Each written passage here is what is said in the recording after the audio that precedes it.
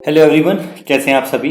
उम्मीद है सब बढ़िया होंगे। सभी की पढ़ाई लिखाई बहुत अच्छे से प्रिपरेशन सारी चल रही होगी। तो अभी आप सभी ने जैसे देखा ही होगा कि एक्साइज इंस्पेक्टर की रिक्रूटमेंट अभी आ गई है और काफ़ी अच्छी वैकेंसीज हैं। तो उसके लिए आप सभी ने प्रिपरेशन स्टार्ट कर रहे होंगे जो बहुत टाइम से वेट कर रहे थे। तो आज जो 2018 में पेपर हुआ था उसके जो क्वेश्चंस हैं वो सारे क्वेश्चंस हम यहाँ डिस्कस करने वाले हैं। तो स्टार्ट करते हैं, टाइम वेस्ट नहीं करते हैं। और 2018 में जो क्वेश्चंस कराए थे वो सारे क्वेश्चन हम देखेंगे। तो मैथ्स के जो क्वेश्चंस हैं, मैथ्स के सारे क्वेश्चंस में आपको सॉल्यूशन आज बताऊंगा। तो स्टार्ट करते हैं, ठीक है। एक जो क्वेश्चन आपसे पूछा था, कह रहा था the salary of an employee of a company increase every month by 4%। If his salary in August was rupees 6300, then what would be his approximate salary in month of October। तो देखो आपको अगस्त की गिवन है और अक्टूबर की पूछ रहा है। तो अगस्त से सितंबर, सितंबर से अक्टूबर, मतलब 2 टाइम्स इंक्रीज हुआ होगा। अगस्त और सितंबर, फिर सितंबर से अक्टूबर। तो 4% के हिसाब से यदि हम देखें तो 4% के हिसाब से आपको पता है कि सक्सेसिव इंक्रीज होता है तो 2 टाइम्स में हो जाएगा 8.16%। 8.16% इंक्रीमेंट हो रहा होगा। तो आपको 6300 का 8.16% निकालना है। तो आप यदि 8% भी अप्रोक्सीमेट निकाल देते हो तो उसमें भी कोई इशू नहीं है, 0.16 से बहुत ज्यादा फर्क नहीं पड़ रहा। तो यदि मैं इसका 8% निकालूं तो 8 3 जा 24, 2 कैरी होगा, 8 6 जा 48 और 2 कितना होगा 50। मीन्स लगभग 6804। तो अप्रोक्सीमेट पूछा है, यही ऑप्शन आपके पास में है। तो आप हार्डली देखो तो 5 to 10 सेकंड का क्वेश्चन है, ठीक है। आप बड़े आसानी से इसको कर पा रहे होंगे। सक्सेसिव आपने पढ़ा तो सक्सेसिव का एक छोटा सा ये फॉर्मूला होता है, x plus y plus x y upon 100। ये टोटल परसेंट चेंज आपको बता रहा होता है कि टोटल परसेंट चेंज कितना है। तो आपको पता है कि 4 + 4 + 4 × 4 अपॉन 100 होगा, ठीक है। क्योंकि क्या हो रहा है कि 2 टाइम्स इंक्रीज हो रही है। तो टोटल कितना आ जाएगा, ये 8.16, मतलब ये सैलरी उसकी 8.16% इंक्रीज होगी। देखिए उसने हमसे अप्रोक्सीमेट पूछा है तो 0.16% को इग्नोर कर दो, अप्रोक्सीमेट पूछ रहा है। और आप देखो ऑप्शन में गैप काफी ज्यादा है। आप देखो ये 6500 है, 69 है, 68 है, तो काफी गैप है। 0.16 से कोई फर्क नहीं पड़ना। तो 6300 का 8% इसमें ऐड करेंगे तो 8 से मल्टीप्लाई करो, 24 4 2 कैरी 48 और 2 50, इसको ऐड कर रहे होंगे तो ये आपका आंसर बनेगा। और इसके नियरेस्ट ऑप्शन सी है, तो ऑप्शन सी क्या हो जाएगा, करेक्ट हो जाएगा। Next question. और इसके अलावा यदि हम देखें तो हमारा एक एम्ब्रेला कोर्स चल रहा है। आप इसको ज्वाइन करना चाहें तो इसको ज्वाइन कर सकते हैं। कंप्लीट इसमें सारे सब्जेक्ट आपके कराए जा रहे हैं। पंजाब बैंक के जो भी हैं, पंजाब के आपके जो भी पंजाब के एग्जाम हैं, उन सभी के सारे एग्जाम यहाँ पे कवर कराए जा रहे हैं। तो आप यदि इस एग्जाम की तैयारी करना चाहें एक्साइज इंस्पेक्टर की, तो आप इस कोर्स को ज्वाइन कर सकते हैं, ठीक है। नेक्स्ट क्वेश्चन ये रहा, कह रहा कि a merchant has 1000 kg of sugar, part of which he sell at 8% and the rest at 18%। तो कह रहा है कि 1 पार्ट को उसने 8% प्रॉफिट पे सेल किया, रेस्ट 18% प्रॉफिट पे सेल किया, and gain 14% on whole. Overall profit कितना है, 14%। एलिगेशन लगा रहे होंगे तो 18 - 14 4 आएगा, 4 को 14 - 8 6 आ रहा होगा। तो रेशियो कितना हो जाएगा, 2:3, ठीक है। एलिगेशन हमने लगा देना है। 1 पार्ट जो है 8% प्रॉफिट पे, रिमेनिंग 18% प्रॉफिट पे, ओवरऑल होल 14% प्रॉफिट था। एलिगेशन लगा रहे होंगे तो ये आएगा। अब आपसे बोल रहा है कि 1000 kg में 18% प्रॉफिट पे, तो 18% प्रॉफिट पे कितना यूनिट सेल किया है, 3 यूनिट, डिवाइड बाय 5। तो कैलकुलेट कर रहे होंगे तो 3 2 जा 6, तो 600 kg इसका आंसर बनेगा, ठीक है। नेक्स्ट क्वेश्चन ये रहा, a seller mark his goods 30% above there cost price. मतलब आपने एक 100 यदि कॉस्ट है तो आपने 130 मार्क किया। एमआरपी आपने क्या रखा, 130 आपने एमआरपी रखा है, सीपी 100 है। तो एंड अलाउ 15% डिस्काउंट, इस पे आप 15% डिस्काउंट दे रहे हैं तो इसका 15% आपको निकालना है। तो देखिए 10% 13 और उसका जस्ट हाफ, तो 6.5 हो रहा होगा ना, मतलब 19.5 आएगा, ठीक है। 10% क्या हो जाएगा 13 और हाफ तो 5% 6.5, तो 19.5 रुपीज का डिस्काउंट है। तो ओवरऑल देखें तो सेलिंग प्राइस क्या आ गया 110.5। 100 कॉस्ट था, एमआरपी 130 है और उस पर 15% डिस्काउंट है, तो 15% मीन्स 19.5। तो ओवरऑल हम देखें तो हमें कितना प्रॉफिट हो रहा है 10.5%। कितना प्रॉफिट है 10.5%। तो ए ऑप्शन आपका करेक्ट होगा। Next question, a principal amounts to rupees 944 in 3 year and to rupees 1040 in 5 year, each sum being invested in the same simple interest, the principal was। ठीक है, आपसे प्रिंसिपल पूछ रहा है, अमाउंट गिवन है, तो अमाउंट क्या होता है प्रिंसिपल प्लस इंटरेस्ट। आपको नॉलेज है 3 ईयर अमाउंट 944 है, 5 ईयर अमाउंट 1040 है। तो ये 3 ईयर अमाउंट है, ये 5 ईयर अमाउंट है। यदि मैं 5 ईयर अमाउंट में से 3 ईयर अमाउंट सब्ट्रैक्ट कर दूं तो मुझे 2 ईयर सिंपल इंटरेस्ट मिल जाएगा। तो इसको जब मैं सब्ट्रैक्ट करूंगा तो 1040 माइनस कर रहे होंगे तो मुझे 2 ईयर सिंपल इंटरेस्ट मिलेगा। कितना आएगा 96, 56 और 40। ठीक है, तो ये मैंने माइनस कर दिया। तो यहां से फिर मैं 1 ईयर सिंपल इंटरेस्ट भी निकाल सकता हूं। 1 ईयर सिंपल इंटरेस्ट कितना आएगा 48। अब आपको नॉलेज है कि अमाउंट माइनस प्रिंसिपल इंटरेस्ट होता है। तो ये 944 अमाउंट है, इसमें से माइनस करना है हमें इंटरेस्ट को, तो प्रिंसिपल मिलेगा। 3 ईयर का इंटरेस्ट माइनस होगा तो 48 तो 1 ईयर का है, 3 ईयर का तो मल्टीप्लाई 3 तो कितना आएगा 144, माइनस कर रहे होंगे तो प्रिंसिपल 800 हो गया। तो अब देखो बड़े आसान से क्वेश्चन है, और ये सारे जो कोर्स मैंने आपको पढ़ाया था तो बहुत सारे ऐसे क्वेश्चन की प्रैक्टिस आपको कराई हुई है, बहुत सारे कोर्स हमने ऐसे किए हुए हैं, बहुत सारे क्वेश्चन किए हुए हैं। हार्डली ये क्वेश्चन जो है ये सारे के सारे आप 10 सेकंड 15 सेकंड में इन क्वेश्चंस को बना सकते हैं इजीली। 10 सेकंड 15 सेकंड में ये क्वेश्चन हो जा रहे होंगे। नेक्स्ट क्वेश्चन ये रहा, कह रहा है कि a cat takes 5 leaves for every 4 leaves of a dog but 3 leaves of the dog were equal to 4 leaves of the cat.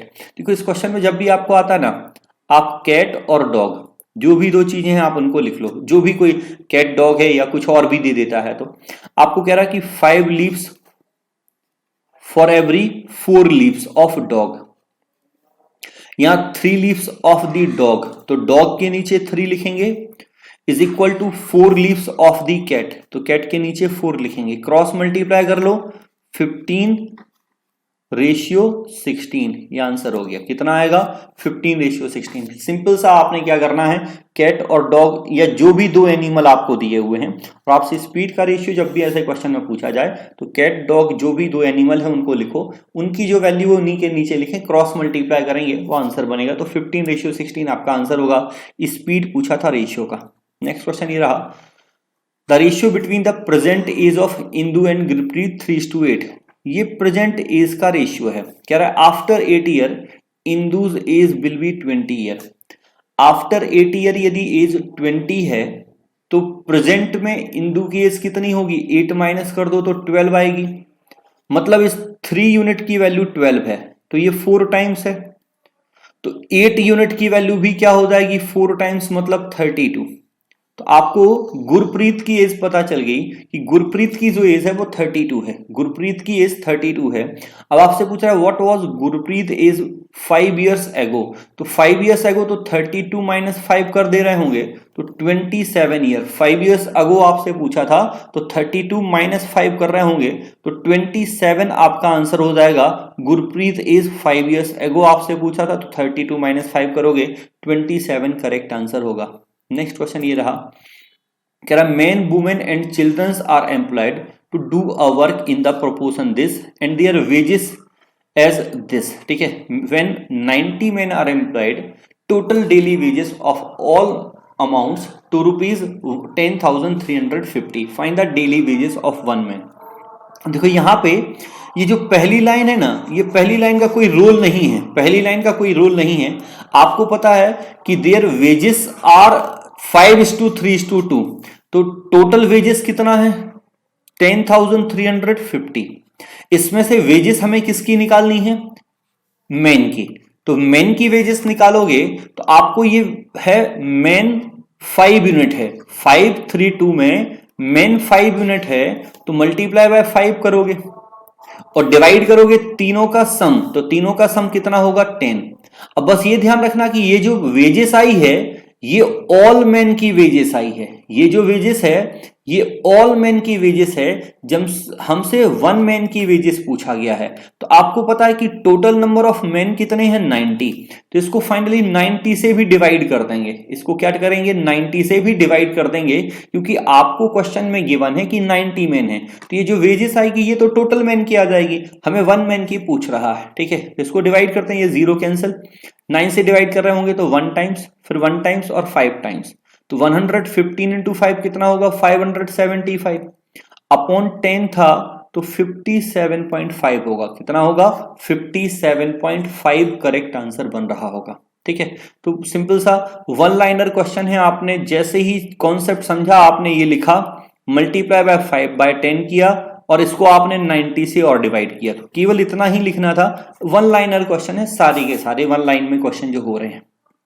Next question ये रहा, कह रहा कि a man decided to travel 80 kilometre in 8 hour, partially by foot and partially on bicycle. If his speed on foot is 8 and on bicycle 16, what distance would be travel on foot? अब देखो allegation पे दो question हो गए, एक पहला question और था, ये भी एलिगेशन पे है।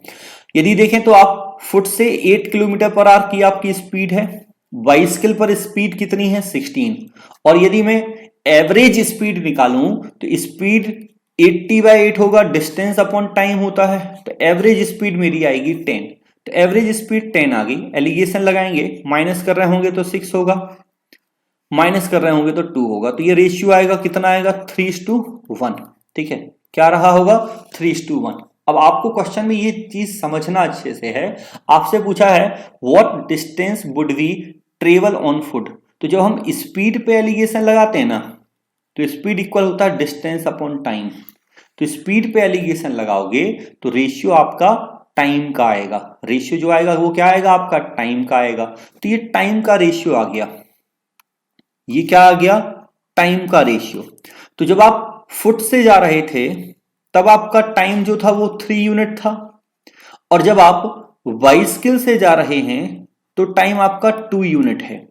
हमें डिस्टेंस बतानी है फुट पे, तो टोटल टाइम कितना था 8 आवर्स, 8 आवर्स में से ये टाइम कैलकुलेट करते हैं तो 3/4 कितना आ रहा होगा 6, मींस जो हम फुट से जा रहे हैं तो 6 आवर्स हमने लिए हैं, और स्पीड हमारी कितनी है 8 किलोमीटर पर आवर, तो 8 किलोमीटर पर आवर से 6 आवर्स में यदि देखें तो 48 किलोमीटर जाएंगे, 8 किलोमीटर पर आवर से 6 आवर्स में कितना जा रहे होंगे 48 किलोमीटर जा रहे होंगे, ताकि ये क्वेश्चन भी आप समझ पा रहे हैं। ठीक है, और देखो मैं अभी क्वेश्चन आप यदि देखो तो आप और जल्दी इन क्वेश्चंस को कर सकते हैं। मैं बहुत सारा आपको समझाने के लिए बहुत सारी चीजें लिख रहे हैं, एग्जाम में ये सारी चीजें हमें नहीं लिखनी होती हैं, एग्जाम में हमें केवल कैलकुलेशन करना होता है, केवल कैलकुलेट करना होता है। और जब मैं आपको कोर्स में पढ़ाता हूं तो आप देखो हर एक टाइप पे मैंने आपको लगभग 10 to 15 क्वेश्चन में कराता हूँ। स्टार्टिंग में कुछ क्वेश्चन हम एकदम आराम से करते हैं, बहुत बेसिक से सीखने के लिए, फिर कुछ क्वेश्चन हम करते हैं जैसे हमें स्पीड बढ़ाने के लिए, हम दोनों टाइप के क्वेश्चन करते हैं। ठीक है, तो बेसिक से जब आप पढ़ते हो तो सारी चीजें आपको बताई जा रही होती हैं। नेक्स्ट क्वेश्चन ये रहा, कह रहा कि without stoppage the speed of a train is 150 kilometre per hour and with stoppage it is 100 kilometre per hour, how many minutes does the train stop. ठीक है, मींस विदाउट स्टॉपेज जो है अब 1 आवर में, विदाउट स्टॉपेज 1 आवर में 150 kilometre जाते हैं, without stoppage 1 our में 150 किलोमीटर जाते हैं, और विथ स्टॉपेज 1 आवर में 100 किलोमीटर जाते हैं, विथ स्टॉपेज 1 आवर में 100 किलोमीटर जाते हैं, विदाउट स्टॉपेज 150, विथ स्टॉपेज 100।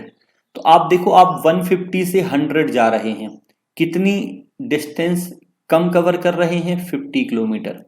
तो 50 किलोमीटर किस रीजन की वजह से, स्टॉपेज की वजह से, मतलब पहले हम 1 आवर में 150 जा रहे थे, अब 1 आवर में हम 100 जा रहे हैं, क्योंकि हमने कुछ टाइम स्टॉपेज में वेस्ट कर दिया, कुछ टाइम हमने स्टॉपेज में वेस्ट कर दिया है। ठीक है, मींस हमें 50 किलोमीटर जाने में जो टाइम लग रहा था वो हमने स्टॉपेज में वेस्ट कर दिया। तो आपका आंसर क्या होगा, जो 50 किलोमीटर जाने में टाइम लग रहा है वो आपका आंसर हो गया।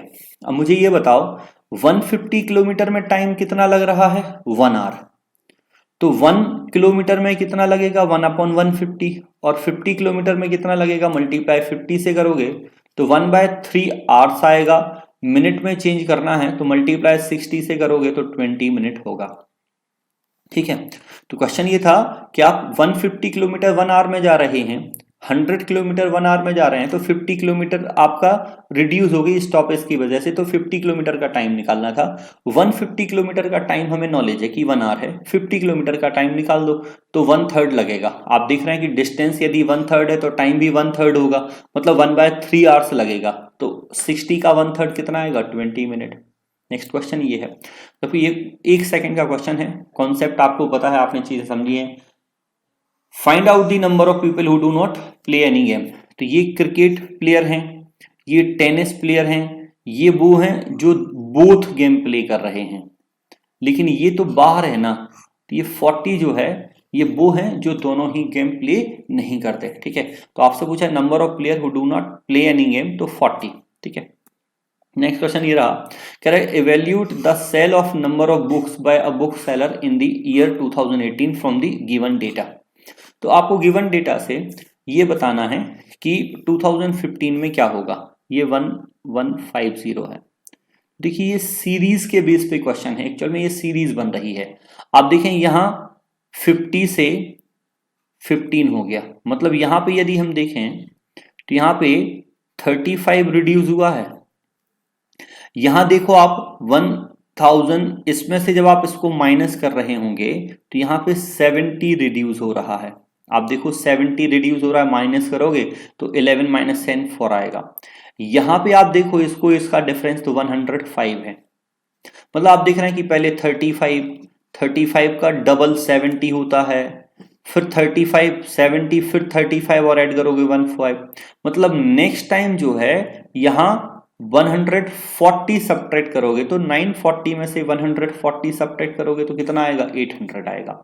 तो पहले 35 सब्ट्रैक्ट हुआ, फिर 70, फिर 105, फिर 140, 800 आंसर होगा। सीरीज बेस्ड क्वेश्चन था, एक और सीरीज के बेस पे ये क्वेश्चन है।